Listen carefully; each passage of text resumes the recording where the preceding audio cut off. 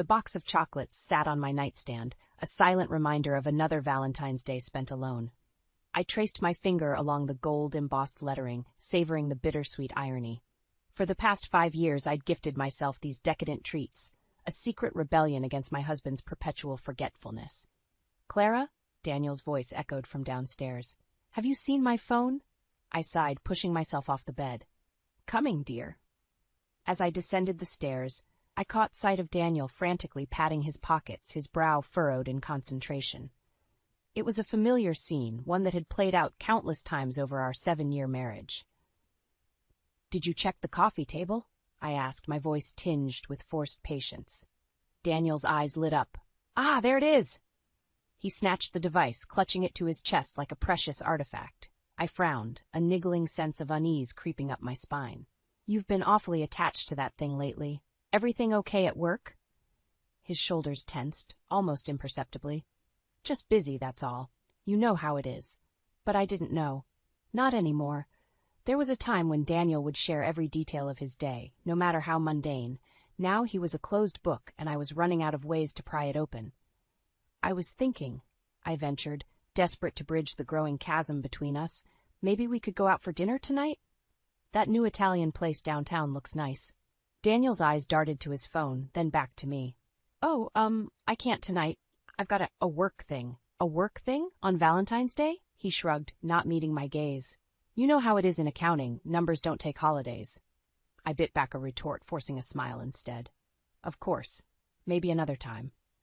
As Daniel hurried out the door, I couldn't shake the feeling that something was terribly wrong. I'd spent years convincing myself that his forgetfulness and emotional distance were just quirks, part of the package I'd signed up for when I said I do. But now, watching him cradle that phone like a lifeline, I wondered if I'd been fooling myself all along. My phone buzzed, startling me out of my reverie. It was a text from my best friend, Maggie. "Happy V-Day, Han. How's Loverboy treating you?" I stared at the message, my thumb hovering over the keyboard. How could I explain the knot in my stomach, the growing certainty that my marriage was unraveling thread by thread?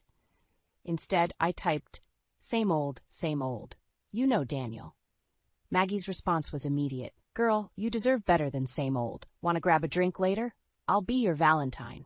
I smiled, grateful for the offer. "Thanks, but I think I'll stay in. Romantic night with Netflix and my chocolates." "Suit yourself, but if you change your mind, I'm here." I set the phone down, my gaze drifting to the mantel where our wedding photo sat. We looked so happy, so in love. When had that changed? And more importantly, why hadn't I noticed? Determined to shake off my melancholy, I headed to the kitchen. If Daniel wouldn't celebrate with me, I'd make my own damn romantic dinner. I was elbow-deep in pasta dough when I heard it, the distinct ping of a text message. Wiping my hands, I reached for my phone, but it was silent. The sound had come from Daniel's phone, forgotten on the counter in his rush to leave. I shouldn't look. I knew I shouldn't. But as another ping echoed through the kitchen, my resolve crumbled. With trembling fingers, I picked up the device. The screen lit up, revealing a string of messages from someone named Audrey. My heart pounded as I read the words that would change everything. "Can't wait to see you tonight, baby. Happy 3-month anniversary." The phone slipped from my grasp, clattering to the floor. As I stood there surrounded by the remnants of my abandoned dinner plans, I realized that the life I thought I knew was nothing but a carefully constructed lie. And in that moment, as the weight of betrayal settled over me like a shroud, I made a decision.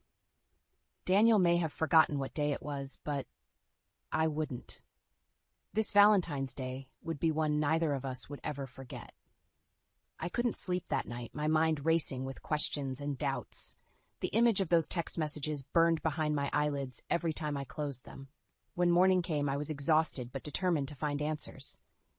Daniel stumbled into the kitchen, bleary-eyed and disheveled. "Morning, honey," he mumbled, reaching for the coffee pot. I watched him carefully, searching for any sign of guilt or remorse. "Late night?" I asked, keeping my voice neutral. He nodded, not meeting my eyes.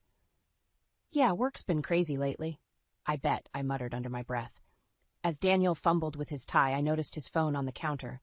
My fingers itched to grab it, to search for more evidence of his betrayal. But before I could make a move, he snatched it up, shoving it into his pocket. Gotta run, he said, planting a quick kiss on my cheek. Don't wait up tonight. I might be late again. The door closed behind him, and I was left alone with my suspicions and a half-empty pot of coffee. I spent the day in a fog, going through the motions at work while my mind churned with possibilities. Was it just a fling? Had he fallen in love with this Audrey? And how long had it been going on? By the time I got home, I was a bundle of nerves. I paced the living room, rehearsing what I'd say when Daniel walked through the door, but as the hours ticked by, my anger gave way to worry. At midnight, I couldn't take it anymore. I dialed Daniel's number, my heart pounding with each ring. Hello? His voice was muffled, distant. Daniel, where are you? It's past midnight. There was a pause, then a rustling sound. Oh, Clara, I'm sorry, I lost track of time. I'm still at the office. In the background, I heard a woman's laugh, quickly stifled. Are you sure about that? I asked, my voice trembling. Of course, he said, too quickly. Look, I've got to go. I'll see you in the morning.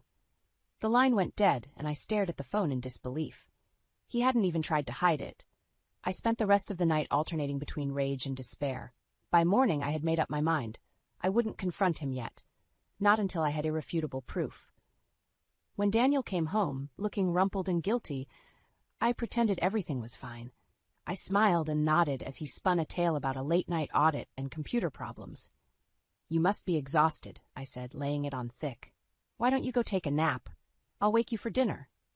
Relief flooded his face. Thanks, honey. You're the best. As soon as I heard his snores from upstairs, I pounced on his briefcase. My hands shook as I rifled through papers and receipts. Nothing incriminating, but then my fingers brushed against something smooth and silky.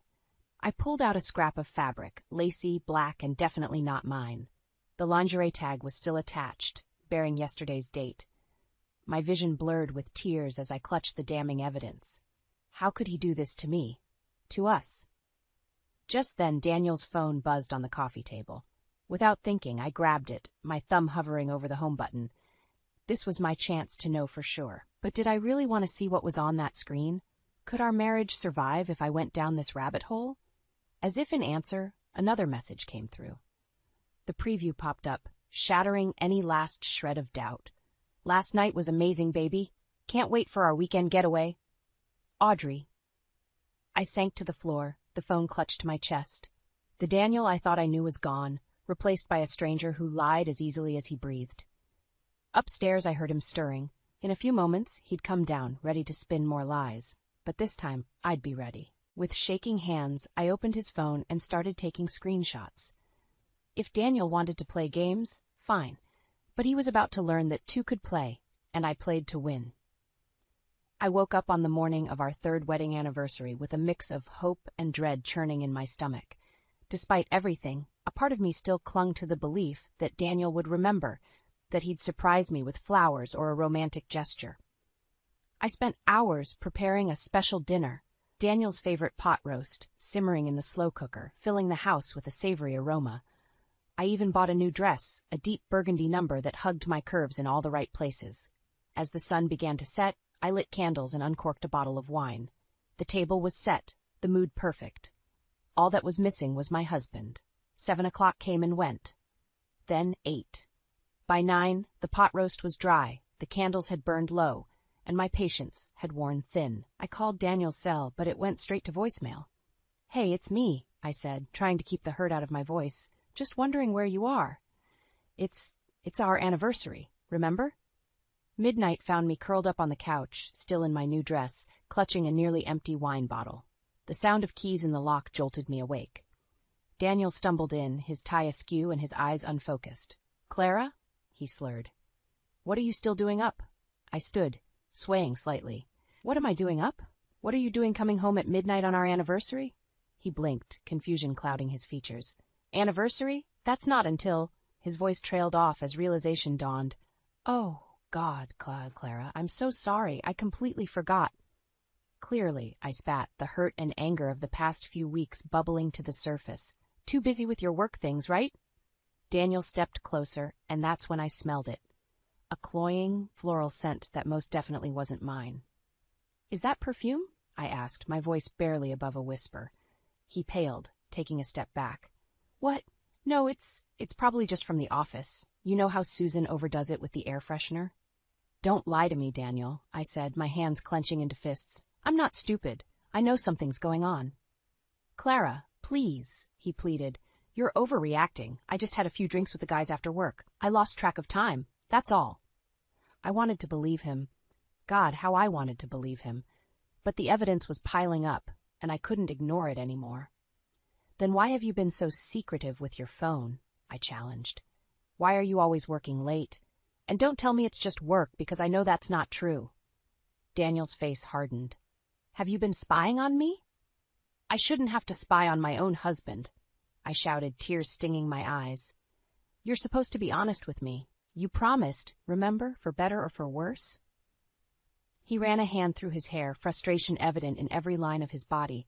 I don't want to do this now, Clara. I'm tired and you're clearly upset. Let's talk in the morning when we've both had some sleep. No, I said, planting myself between him and the stairs. We're going to talk about this now. I want the truth, Daniel. Are you having an affair? The silence that followed was deafening. Daniel's eyes darted around the room, looking anywhere but at me, and in that moment, I knew. The truth I'd been desperately trying to deny and I was written all over his face. Who is she? I whispered, my voice breaking. Daniel's shoulders slumped in defeat. Clara, I. But before he could finish, his phone buzzed in his pocket. Without thinking, he pulled it out, glancing at the screen. I caught a glimpse of the name before he could hide it. Audrey. It's her, isn't it? I said, a strange calm settling over me. Audrey, your little 3-month anniversary girl. Daniel's head snapped up, shock and guilt warring on his face. How did you? It doesn't matter. I cut him off. What matters is that you've been lying to me, cheating on me, and I want to know why. As I stood there facing the man I thought I knew, I realized our marriage would never be the same. The question was, did I even want to save it anymore? The morning after our anniversary disaster, I woke up with a pounding headache and a heart full of resolve. I'd spent the night on the couch, unable to bear the thought of lying next to Daniel. As I heard him stirring upstairs, I steeled myself for the confrontation to come. Daniel shuffled into the kitchen, looking as wrecked as I felt. Clara, he began, his voice hoarse. About last night? I held up a hand, silencing him. Save it, Daniel. I don't want to hear any more excuses or lies. He slumped into a chair, running his hands through his disheveled hair. What do you want me to say? The truth, I said, my voice steady despite the trembling in my hands. All of it, starting with who Audrey is. Daniel's head snapped up, his eyes wide with shock. How do you know about Audrey? Does it matter? I countered. What matters is that you've been lying to me, sneaking around behind my back. I want to know why. He sighed, defeat etched into every line of his face. It just happened. Audrey's new at the office. She's young, exciting. She made me feel alive again. Each word was a dagger to my heart. But I refused to let him see how much he was hurting me. And I don't make you feel alive? What about our vows, Daniel? What about the life we built together? I know, he said, his voice cracking. I messed up, Clara. I'm so sorry. It won't happen again, I promise. Just, please, give me another chance. I wanted to believe him. Part of me longed to forgive him, to pretend this was all a bad dream. But the larger part, the part that had been silently screaming for months, what knew better? How can I trust you? I asked, my voice barely above a whisper. How do I know you won't do this again? Daniel reached for my hand, but I pulled away. I'll do whatever it takes, he pleaded. Counseling, an open phone policy, anything. Just don't give up on us. I stood up, needing to put some distance between us. I need time to think, I said, and I need proof that you're serious about fixing this. He nodded eagerly. Of course, anything. What do you need? Your phone, Dad, I said, holding out my hand. I want to see everything. Daniel hesitated, his hand instinctively moving to his pocket. Clara, I don't think that's... If you have nothing to hide, then it shouldn't be a problem, I interrupted, my patience wearing thin. With visible reluctance, he handed over the device. My hands shook as I unlocked it, dreading what I might find. The evidence was there, plain as day. Hundreds of messages, each one more intimate than the last. Photos that made my stomach churn. Plans for romantic getaways, all while I sat at home, wondering where my husband was. 3 months, I said, my voice hollow. You've been lying to me for 3 months. Daniel started to speak, but I cut him off. Don't. There's nothing you can say to make this right. I scrolled through the messages, each one adding fuel to the fire of my anger and hurt. And then I saw it, a conversation from just this morning. Audrey, last night was amazing. When can I see you again? Daniel, soon, baby. I just need to figure out how to handle Clara. The phone slipped from my grasp, clattering to the floor. Daniel lunged for it, but I was faster. Handle me? I spat, fury coursing through my veins. Is that what I am to you now? A problem to be handled? Clara, please, Daniel begged. It's not what it looks like. I was going to end it with Audrey, I swear. But I was done listening to his lies. In that moment, I made a decision that would change everything. Get out, I said, my voice cold and firm. Pack a bag and get out of this house. I don't care where you go, but you can't stay here. Daniel's face crumpled. Clara, don't do this. We can work it out. I shook my head, a strange calm settling over me. No, Daniel, we can't. Not anymore. As I watched him trudge upstairs to pack, I realized this was just the beginning. The life I thought I knew was over, but a new chapter was about to begin, one where I would no longer be a victim of Daniel's lies and betrayal. The house felt eerily quiet after Daniel left. I wandered from room to room, my mind racing with questions and doubts. Had I made the right decision? Was this really the end of our marriage? I found myself in our bedroom, staring at the photos on the dresser. Happy memories now tainted by betrayal. With trembling hands, I picked up Daniel's phone, which he'd left behind in his haste to leave. I knew I shouldn't, but I couldn't help myself. I had to know everything. For hours, I pored over every message, every photo, every scrap of evidence of Daniel's infidelity. Each discovery was like a knife to my heart, but I couldn't stop. I needed to understand the full extent of his betrayal. As night fell, I stumbled upon a conversation that made my blood run cold. Daniel, I can't wait for our anniversary dinner next week. Audrey, me too, baby. 3 whole months. Who would have thought? Daniel, it's been the best 3 months of my life. I love you, Audrey. I felt the air leave my lungs. Love? He loved her? The phone slipped from my grasp, clattering to the floor. In a daze, I made my way to the kitchen, pulling out a bottle of wine I'd been saving for a special occasion. As I poured a glass with shaking hands, my eyes fell on the calendar hanging on the fridge. There, circled in red, was next Friday's date. Exactly 3 months from when Daniel's behavior had first changed. The realization hit me like a punch to the gut. While I'd been planning our wedding anniversary dinner, Daniel had been planning a celebration of his affair. Fury coursed through my veins, replacing the hurt and confusion. How dare he? How dare they? Before I knew what I was doing, I found myself back at Daniel's phone, scrolling through his messages with renewed purpose. I wasn't just gathering evidence anymore. I was forming a plan. I discovered the name of the restaurant where they planned to have their anniversary dinner. It was an upscale place downtown, one Daniel and I had always talked about trying but never got around to. As I dug deeper, I uncovered more details about their relationship. Audrey was 24, barely out of college. She worked in Daniel's department, a new hire he'd been mentoring. They'd been meeting for lunch dates, stolen moments in the office, and weekend getaways disguised as business trips. Each new piece of information fueled my determination. I wouldn't let them get away with this. I wouldn't be the fool they clearly thought I was. With newfound resolve, I picked up my own phone and dialed a number. Maggie, it's Clara. I need your help.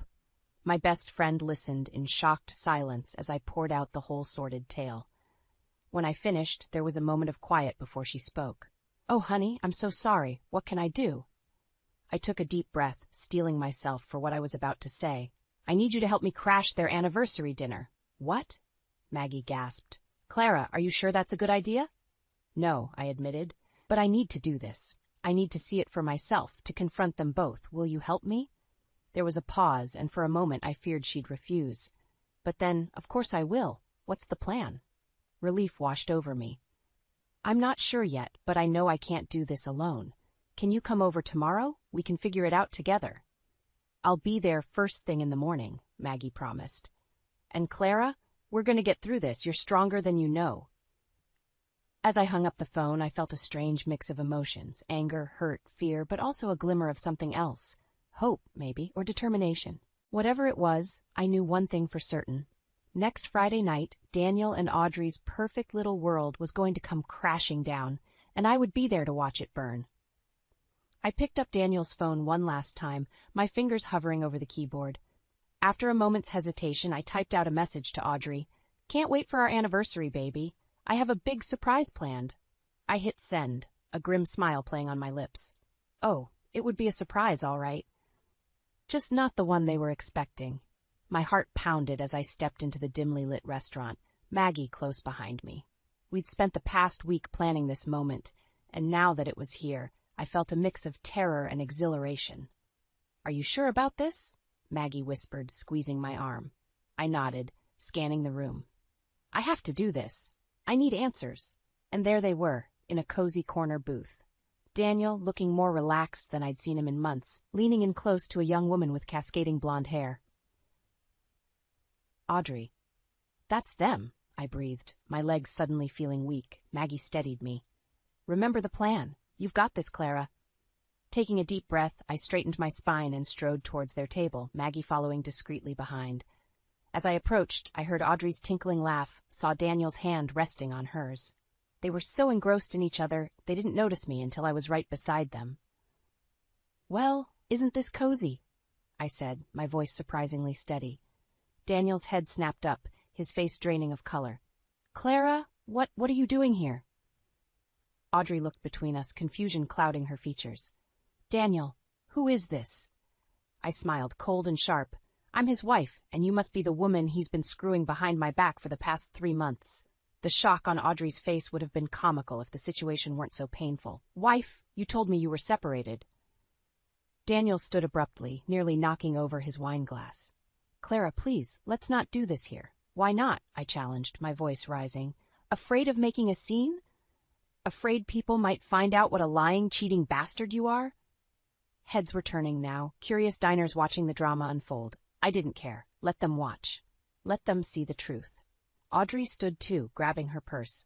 "I can't believe this. You lied to me, Daniel, to both of us." "Audrey, wait," Daniel pleaded, reaching for her arm. But she jerked away, her eyes flashing with anger. "Don't touch me," she spat. "You told me you loved me, that we had a future together." I laughed, a harsh, bitter sound. "Oh, honey, he told me the same thing 7 years ago when he put this ring on my finger." Daniel's eyes darted between us, panic etched on his face. "Please, both of you, can we just go somewhere private and talk about this?" "There's nothing to talk about," I said, my voice ice cold. "You made your choice, Daniel. Now you get to live with the consequences." I turned to Audrey, who looked close to tears. "He's all yours, sweetheart, but a word of advice, don't believe a word he says." As I turned to leave, Daniel grabbed my arm. "Clara, wait, I'm sorry. I never meant for this to happen. I love you." Something inside me snapped. All the hurt, the anger, the betrayal of the past months came rushing to the surface. Before I knew what I was doing, my hand connected with his cheek in a resounding slap. The restaurant fell silent. Daniel staggered back, his hand to his face, shock written all over his features. "Don't you dare," I hissed. "Don't you dare say you love me after everything you've done." Maggie appeared at my side, her arm around my shoulders. "Come on, Clara, let's go." As she led me away, I heard Audrey's voice, thick with emotion. "Is it true, Daniel? Have you been lying to me this whole time?" I didn't stay to hear his response. I'd heard enough lies to last a lifetime. Outside, the cool night air hit my face, and I finally let the tears fall. Maggie held me as I sobbed, my body shaking with the force of my grief. "It's over," I whispered. "It's really over." Maggie squeezed me tighter. "No, honey, it's not over. It's just beginning. You're free now." As we walked away from the restaurant, leaving behind the shattered remains of my marriage, I realized Maggie was right. This wasn't the end. It was a new beginning. And for the first time in months, I felt a glimmer of hope for the future. But first, I had one more thing to do. One final confrontation that would decide the course of the rest of my life. The morning after the restaurant confrontation, I woke to the sound of someone pounding on my front door. My head throbbed, a reminder of the bottle of wine I'd shared with Maggie after our dramatic exit. I stumbled downstairs, half expecting to see Daniel begging for forgiveness. Instead, I found Audrey on my doorstep, her eyes red-rimmed and her hair disheveled. "We need to talk," she said, pushing past me into the house. I closed the door, my mind racing. What's there to talk about? I think we both know the truth now. Audrey whirled to face me, her expression a mix of anger and desperation. Did you know? All this time, did you know about us? I shook my head, feeling a strange pity for this young woman who'd been just as deceived as I had. I only found out recently, but I suspect you didn't know about me either. She collapsed onto the couch, burying her face in her hands. He told me you were separated, that he was planning to leave you for me. The words hit me like a physical blow. I sank into the armchair across from her, my legs suddenly weak. He what? Audrey looked up, her eyes brimming with tears. He said he loved me, that we were going to start a life together. A hysterical laugh bubbled up in my throat. Oh, honey, he's been saying that to me for 7 years. We sat in silence for a moment, two women united in their betrayal by the same man. Then Audrey spoke again, her voice barely above a whisper. What do we do now? Before I could answer, the front door burst open. Daniel stood there, his face haggard, his eyes wild. Clara, please, we need to talk, he pleaded. Then he saw Audrey and froze. What's going on here? I stood, feeling a strange calm settle over me. What's going on, Daniel? Is that your lies are finally catching up with you? He stepped into the room, his gaze darting between Audrey and me. I can explain. I never meant to hurt either of you. But you did, Audrey said, rising to stand beside me. You hurt us both. Daniel ran a hand through his hair, his desperation palpable. I know, I messed up. But Clara, you have to believe me. I love you. I want to make this work. I felt Audrey stiffen beside me. What about me? She demanded. You said you loved me too. Daniel's face crumpled. I do. I love you both. I can't choose. The room fell silent. I looked at Daniel, really looked at him for the first time in months. I saw the man I'd fallen in love with, the man I'd built a life with.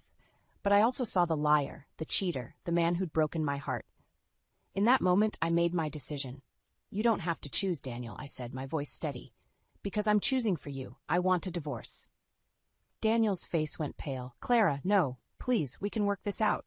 I shook my head, feeling a weight lift from my shoulders. No, we can't. You've made your bed, Daniel. Now you can lie in it. I turned to Audrey, who was watching the exchange with wide eyes. He's all yours if you want him, but remember, once a cheater, always a cheater. Audrey looked at Daniel, then back at me. To my surprise, she shook her head. No, I deserve better than this. We both do. As if on cue, we both moved towards the front door. Daniel stood frozen, watching as we prepared to walk out of his life. Wait, he called, his voice breaking. What am I supposed to do now? I paused at the threshold, looking back at the man I'd once loved more than anything in the world. That's not our problem anymore, Daniel. It's yours. With that, Audrey and I stepped out into the sunlight, leaving Daniel alone in the house that had once been our home. As we walked down the driveway, I felt a strange mix of sadness and liberation. What now? Audrey asked, echoing her earlier question. I took a deep breath, feeling the first stirrings of hope in my chest.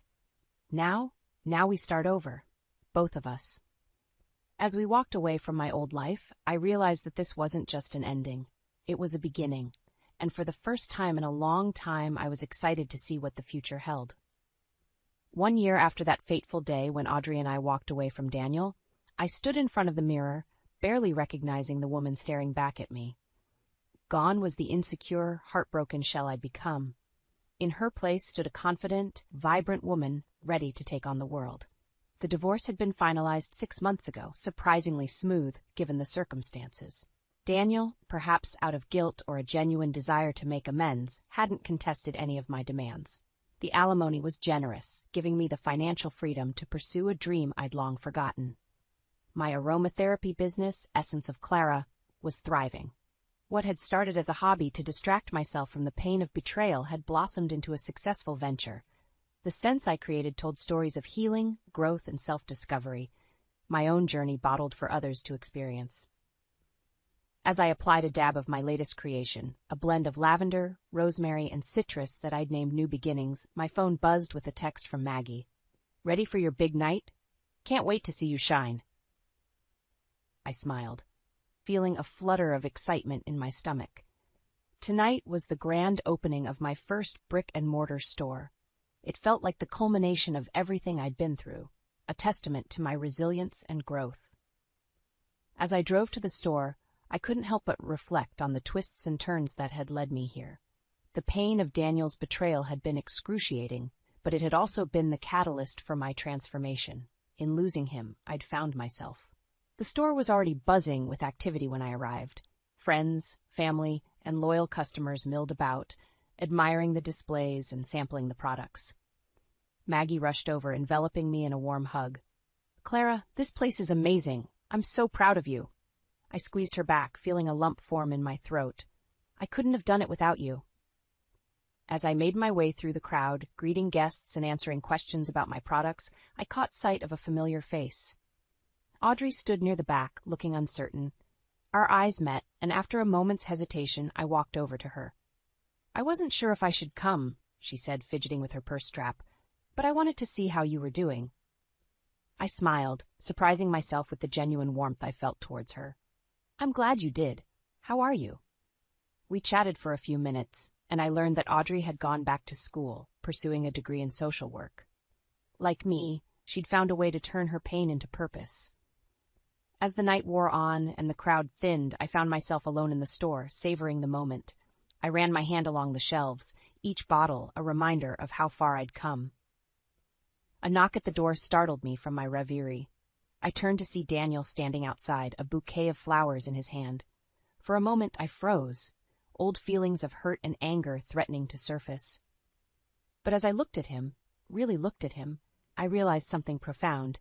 The sight of him no longer had any power over me. I opened the door, accepting the flowers with a polite smile. "Thank you, Daniel. They're lovely." He shifted uncomfortably, his eyes taking in the store. "This place is incredible, Clara. You've done amazing things." "I have," I agreed, feeling a surge of pride. We stood in awkward silence for a moment before Daniel spoke again. "I'm sorry for everything. I know it doesn't change anything, but I needed you to know that." I nodded, feeling a sense of closure wash over me. "Thank you for saying that. I hope you find happiness, Daniel. I really do." As he turned to leave, I called out, "Daniel?"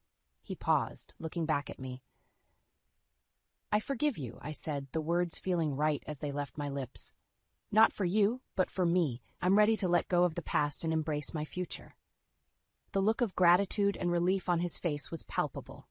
With a final nod, he walked away, taking the last vestiges of my old life with him. I locked up the store, feeling lighter than I had in years. As I drove home, I realized that all of this, was just the beginning. I had faced betrayal, heartbreak, and despair, and I had emerged stronger, wiser, and more authentically myself than ever before.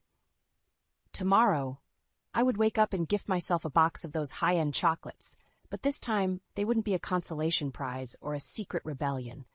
They would be a celebration of my strength, my resilience, and the beautiful independent woman I had become. As I drifted off to sleep that night, I smiled, excited for the first time in years about what the future might hold. My story wasn't over. In many ways, it was just beginning. And I couldn't wait to see where it would take me next. The pencil snapped between my fingers, and I stared at the broken halves, my frustration mirroring the splintered wood. I tossed them onto my cluttered desk and leaned back in my chair, rubbing my temples. The clock on the wall ticked relentlessly, reminding me of the looming deadline. "Helena!" Ethan's voice boomed from downstairs. "Where are you? Dinner's getting cold." I sighed, glancing at my unfinished storyboard. "Coming!" I called back, reluctantly pushing away from my desk. As I descended the stairs, the aroma of garlic and herbs wafted up, making my stomach growl. Ethan stood at the bottom, arms crossed, his expression a mix of annoyance and concern. "You've been up there for hours," he said, his tone clipped. "I thought we agreed you'd take a break tonight." I forced a smile. "I'm sorry, I lost track of time. The publisher wants to see progress on the new storyline, and The publisher this, the deadline that," Ethan interrupted, throwing his hands up. "When was the last time we had a proper conversation that didn't revolve around your work?" The word stung, but I bit back a retort. "Let's just have dinner, okay? I'm starving." We sat at the table, the silence between us thick and uncomfortable. I picked at my food, my appetite suddenly gone. "So," Ethan said, breaking the silence, "any plans to rejoin the land of the living anytime soon?" I set my fork down with a clatter. "What's that supposed to mean?" "It means I'm tired of being married to a ghost," he snapped. You're either locked away in your office or zoned out thinking about your next project. We haven't been on a date in months, Helena. I'm working towards something important, I defended. This contract could change everything for us. Ethan's laugh was bitter. Us? There is no us anymore. It's just you and your precious graphic novels. The words hit me like a slap. I pushed back from the table, my chair scraping loudly against the floor.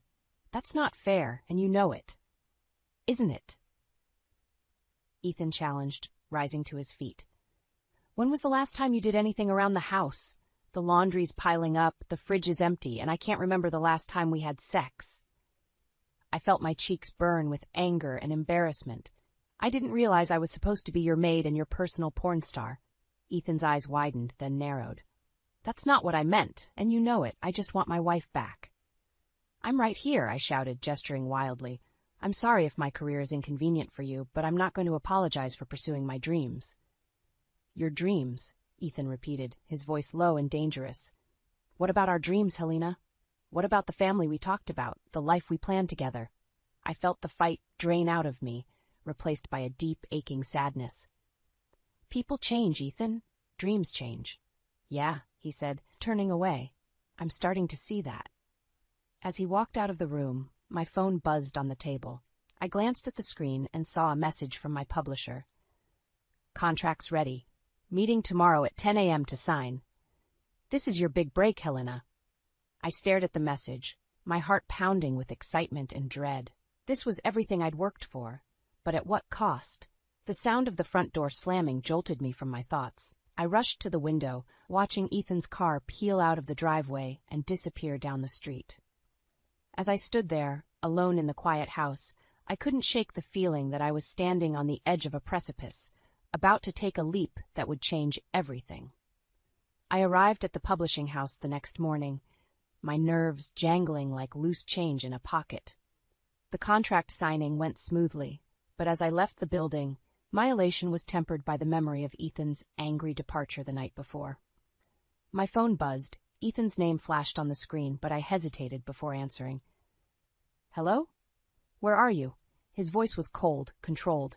I just finished the meeting with my publisher. I signed the contract. A long pause. So you went ahead with it, without even discussing it with me. Ethan, we've talked about this for months. It's not like it's a surprise. No, what's a surprise is coming home to find the house a mess and my wife gone. I felt a flash of anger. I'm not your maid, Ethan. I have a career. A career, he scoffed. Is that what you call neglecting everything else in your life? That's not fair. You know what's not fair? Coming home to an empty fridge and a pile of laundry. Maybe, if you spent half as much time on our home as you do on your little drawings, we wouldn't be having this conversation. The line went dead. I stared at my phone, tears pricking my eyes. Helena? Is everything okay? I turned to see Elijah, my old school friend, standing behind me. His concerned face was a welcome sight. Elijah, what are you doing here? He grinned. I work just down the street. Saw you coming out looking like you'd seen a ghost. Want to grab a coffee? At the cafe, I poured out my troubles to Elijah. He listened intently, his brow furrowed. Helena, you can't let Ethan make you feel guilty for pursuing your dreams, he said finally. Your talent is a gift. Don't let anyone dim your light. I smiled weakly. Thanks, Elijah. It's just, I feel like I'm losing him, like I have to choose between my marriage and my career. Elijah leaned forward.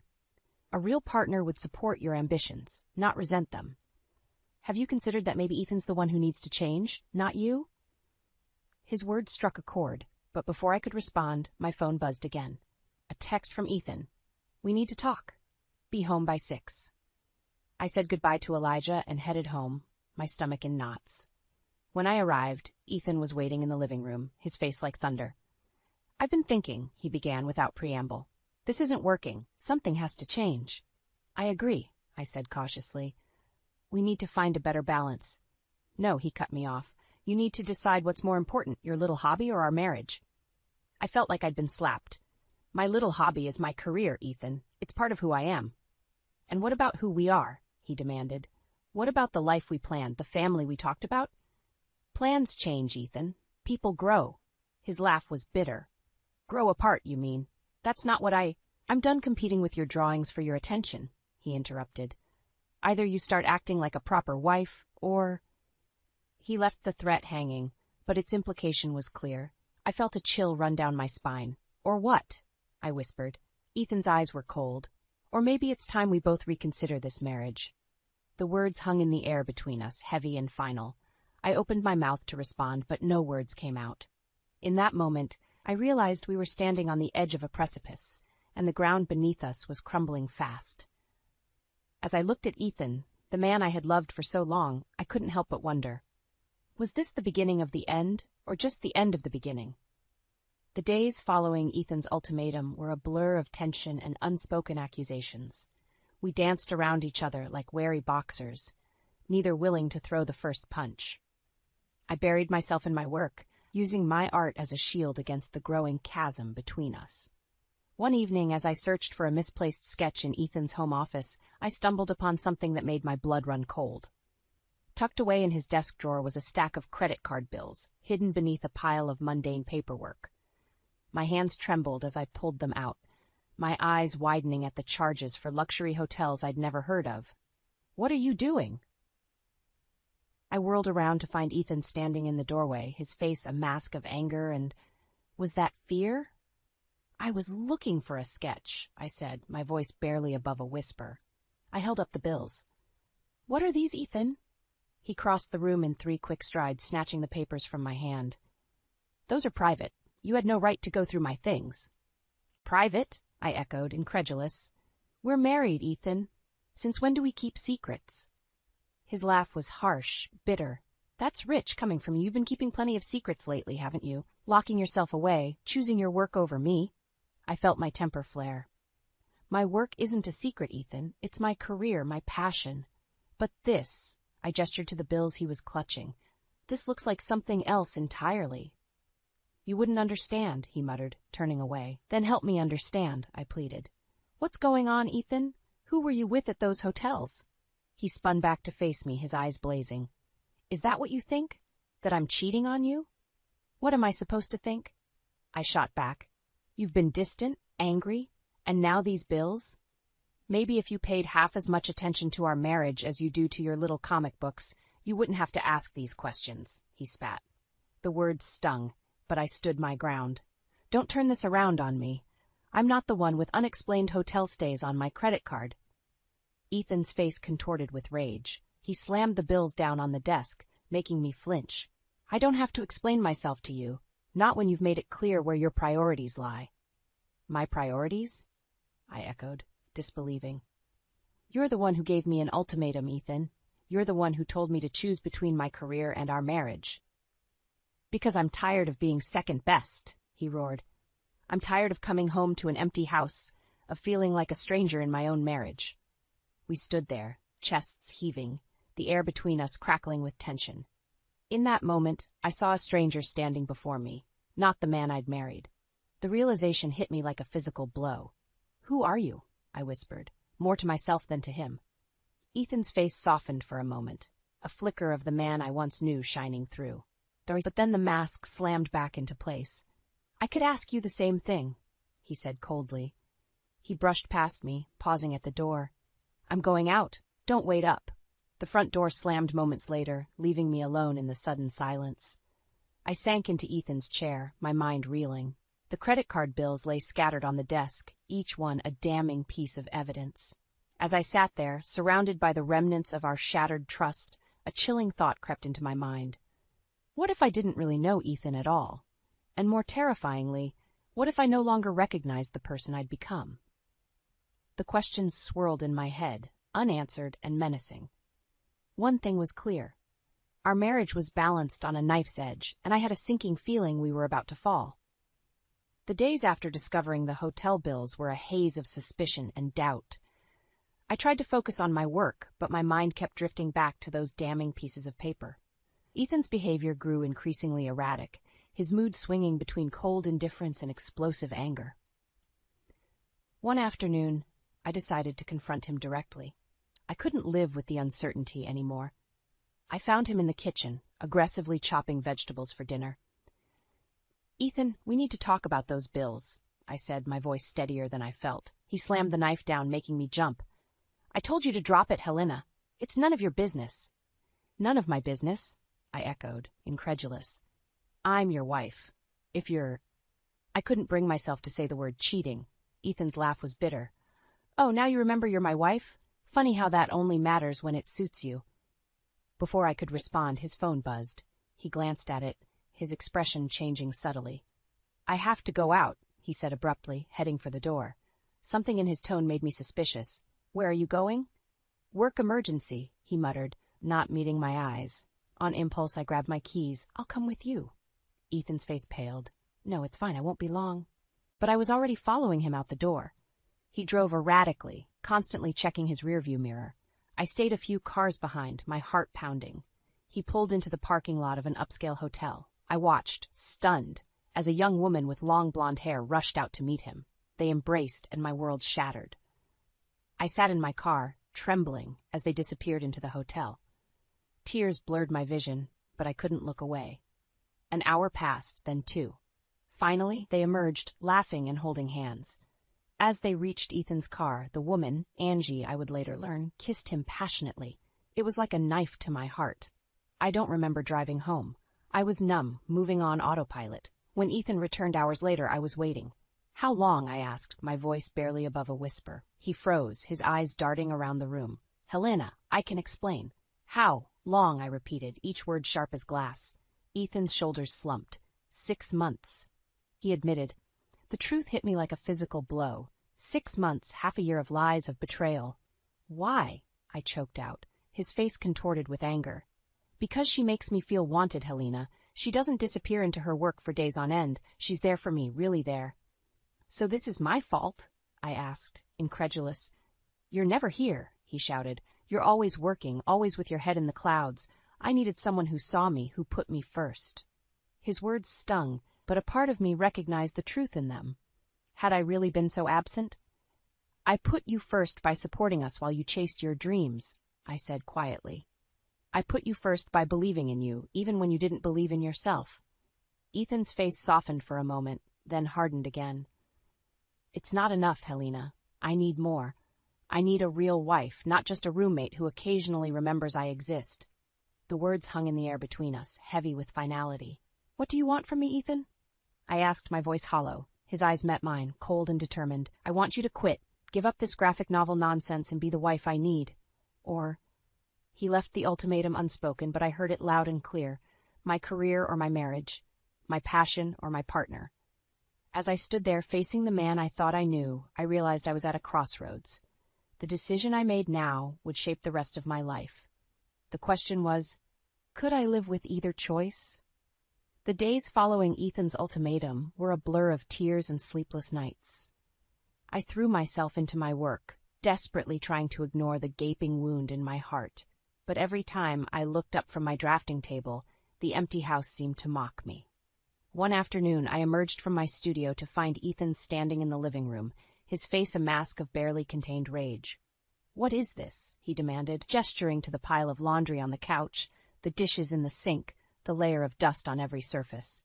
I blinked, disoriented. Had it really been that long since I'd done any housework? I've been working on a deadline, I started to explain, but Ethan cut me off. Always with the deadlines, he exploded. What about your responsibilities here? What about being a wife? The words stung, but I felt my own anger rising to meet his. Being a wife doesn't mean being your maid, Ethan, and it certainly doesn't mean giving up my career for your comfort. His eyes narrowed. So that's your decision then? Your little comic books over our marriage? They're not just comic books, I snapped. They're my passion, my art, and unlike you, they don't demand I give up everything I am to be worthy of them. The moment the words left my mouth, I knew I'd crossed a line. Ethan's face went white, then red with fury. If that's how you feel, he said, his voice dangerously quiet, then maybe we don't have anything left to discuss. He stormed out, slamming the door so hard the windows rattled. I stood there, shaking, as the silence of the house closed in around me. Hours passed, the sun set, casting long shadows across the cluttered living room. I was about to call Ethan when there was a knock at the door. I opened it to find Jean, our elderly neighbor and an old family friend, standing on the porch. Helena, dear, he said, his kind eyes crinkling with concern. I saw Ethan tear out of here earlier. Is everything all right?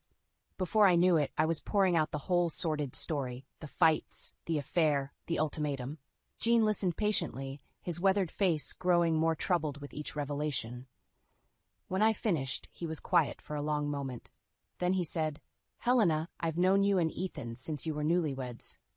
"The man you're describing, that's not the Ethan I know." I laughed bitterly. Maybe none of us really knew him. Jean shook his head. "No, that's not what I mean. The Ethan I know would never give you an ultimatum like that. He was always so proud of your talent, your drive." His words made me pause. It was true, Ethan had once been my biggest cheerleader. When had that changed? "Something doesn't add up," Jean continued. "Have you considered that there might be more to this story than you know?" I frowned. "What do you mean?" Jean leaned in, his voice low. "I've seen some strange things lately. Late-night phone calls, mysterious visitors when you're not home. I think there's more going on with Ethan than just an affair." My mind reeled. What was Jean suggesting? That Ethan was involved in something even worse than infidelity? "What should I do?" I whispered, feeling lost and overwhelmed. Jean's eyes met mine, steady and determined. "You need to dig deeper, Helena, for your sake and for Ethan's. There are secrets here that need to come to light." As Jean's words sank in, I felt a shift inside me. The hurt and betrayal were still there, but now they were joined by a fierce determination. If there were secrets to uncover, I would find them.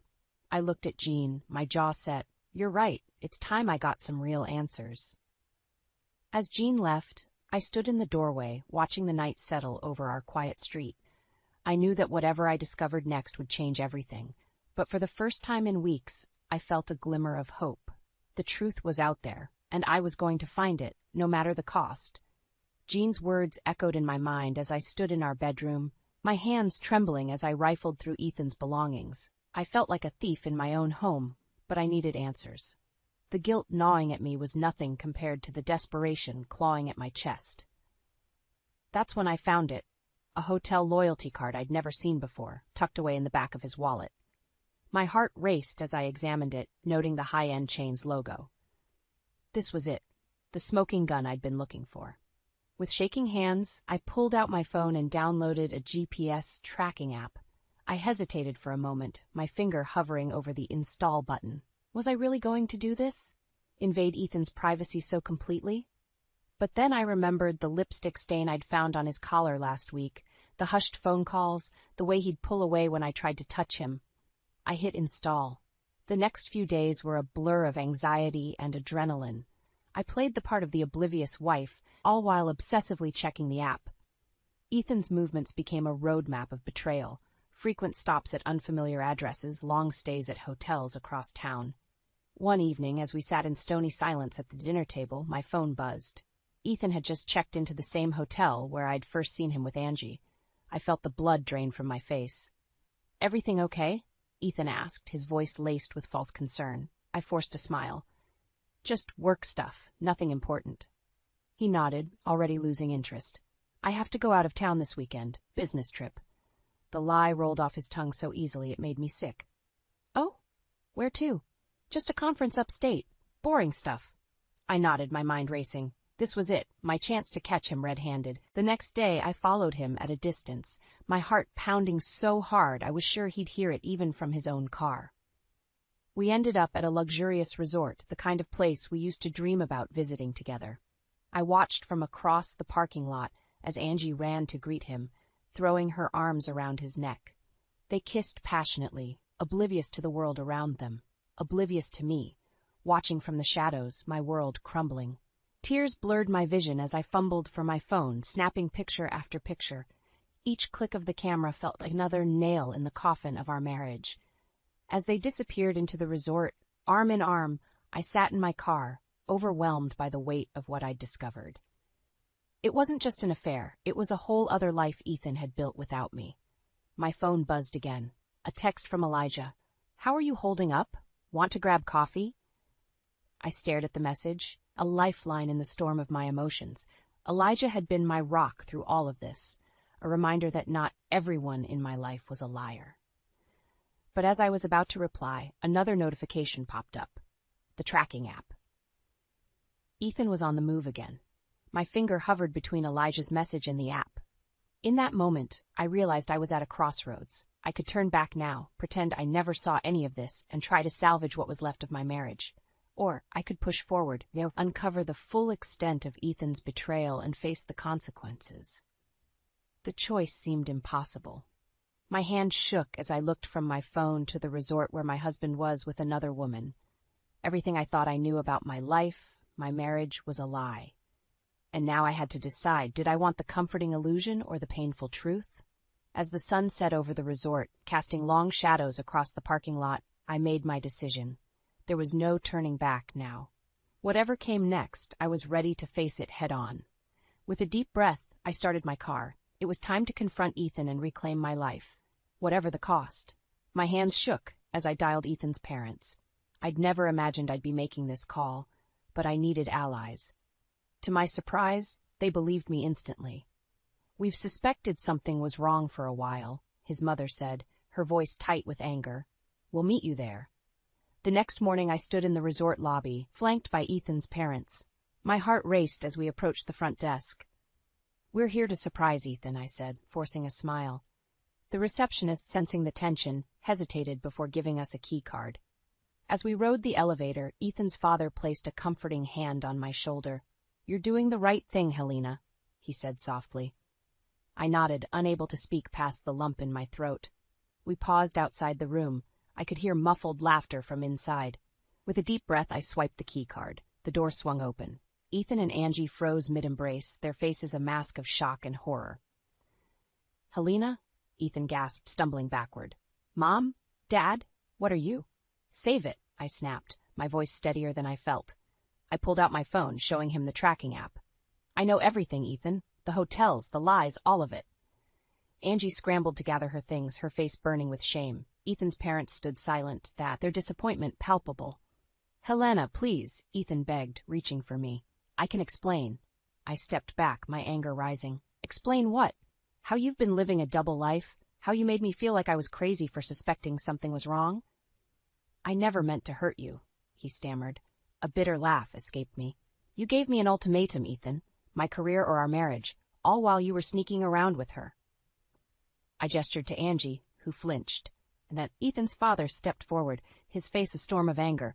"Son, how'd you do this? To Helena? To your family?" "Dad, Ethan started, but his mother cut him off. "We raised you better than this," she said, her voice quivering with disappointment. As the reality of the situation sank in, Ethan's facade crumbled. He sank onto the bed, head in his hands. "I'm sorry," he whispered. "I'm so sorry." But his words felt hollow. I looked at the man I'd loved, the life we'd built, and felt nothing but a vast, aching emptiness. "I want a divorce," I said, the words ringing with finality. Ethan's head snapped up, his eyes wide with panic. "No, Helena, please. We can work this out. I'll do anything." "It's too late," I interrupted. "You made your choice. Now I'm making mine." As I turned to leave, Angie spoke up. "Helena, I'm sorry. I didn't know." I held up a hand, silencing her. "Save it. You're welcome to him." With that, I walked out of the room, out of the marriage that had defined me for so long. Ethan's parents followed, leaving him alone with the wreckage of his choices. In the elevator, the adrenaline that had carried me through the confrontation began to fade. My knees buckled, and Ethan's mother caught me, pulling me into a fierce hug.